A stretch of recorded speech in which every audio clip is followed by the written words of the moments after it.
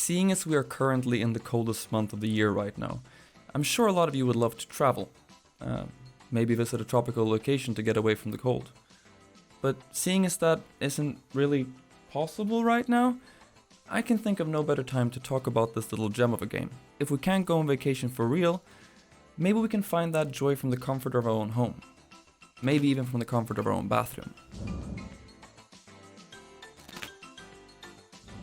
The Touryst with a Y is an action-adventure puzzle game developed by Cruisin Multimedia. Originally it was released on the Switch, but has since made its way to both Xbox and PC. This is one of few multi-platform releases though that I would genuinely recommend on the Switch since, well, it both runs and looks phenomenal on this little device.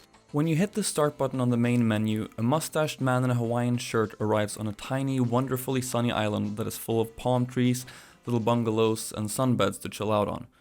From the moment you take control of Mr. Mustache, the game hits you with an incredibly soothing and peaceful vibe, which I absolutely fell in love with. I think this is in large part thanks to the voxel-based graphics and superb lighting effects. The gameplay is also very relaxing with very few moments of frustration. It really does feel like being on holiday. Your task, other than relaxing of course, is to travel between different islands collecting something called monument cores, which are mysterious items that power up an ancient piece of machinery. Each of these cores are found in monuments, which are basically short dungeons. Outside of this main plot, you move between scuba diving spots, surfing competitions, spelunking caverns, and even a shopping mall island with its very own arcade. The Touryst certainly feels unlike anything I have ever played. But being the oddity that it is one of the reasons why it's so good. During your playthrough you unlock different islands, each with their own unique vibe and activities to enjoy. I found that every time I reached a new location I had to take a moment to just wander the island and take it all in. This is truly a game about being on holiday. Simply exploring is an absolute joy. The monuments, which slowly unravel the larger story and are essential to unlocking all the islands and completing the game, are rather fun. They can, however, at times be infuriating. Honestly, I would say that the monuments are the lesser part of the game, but with that being said, they really aren't bad. They just don't stand out as much as the rest of the game. One of the better things about these dungeons is that the bosses you face in most of them are not trying to kill you, rather trying to stop you or challenge you to see if you are worthy of the core. Some puzzles are certainly better than others. The ones that bring up some frustration are monuments that rely on platforming. Trying to make some of the jumps with the game's isometric perspective doesn't feel challenging, more so frustrating since it feels like you just happen to get lucky eventually. One room definitely stands out when it comes to this criticism, and for those of you who have already played the game, you know exactly which room I'm talking about.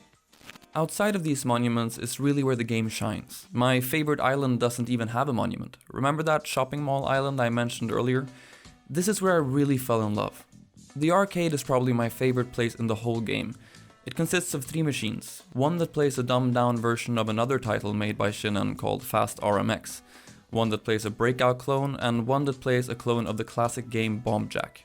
While beating all the high scores on the machines only completes a side quest, they still function very well as arcade cabinets, and I have found myself returning to them even after completing the game.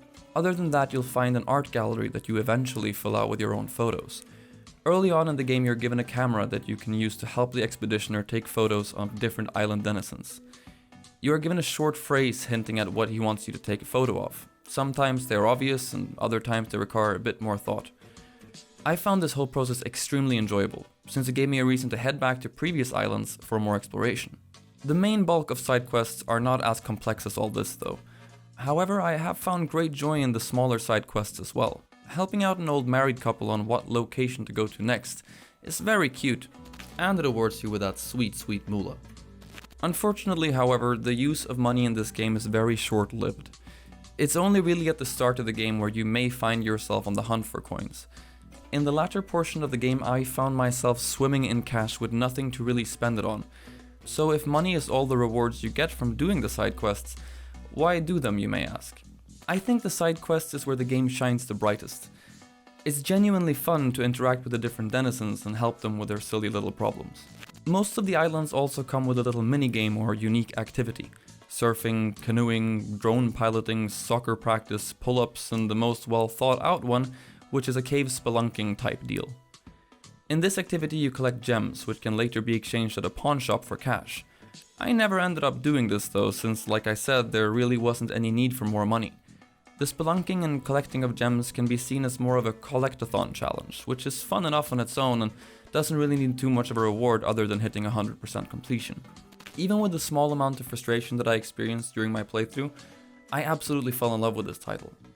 When I had completed all the monuments and knew that all I had to do was talk to a certain character to watch the final cutscene or basically bring the game to a close, I wasn't really ready for it to end yet, so I went back to all the different islands and made sure I had 100% completed everything before moving on to the ending. The ending itself does a good job of hinting at a sequel, which I was very happy to see since I genuinely can't wait to get more. Shin did a great job with this first installment, and I really hope they follow through with the sequel. If you own a Switch, I cannot recommend this game enough. I would even go as far as saying that it's one of the must-own titles on the system, along with games like Breath of the Wild and Super Mario Odyssey. And with that, all that's left to say is thank you so much for giving this video a watch. If you enjoyed it and want more like it, then feel free to subscribe. Or you could watch some of my previous work, however it's very different in style to what we're doing here, right now. Until next time, Odd out.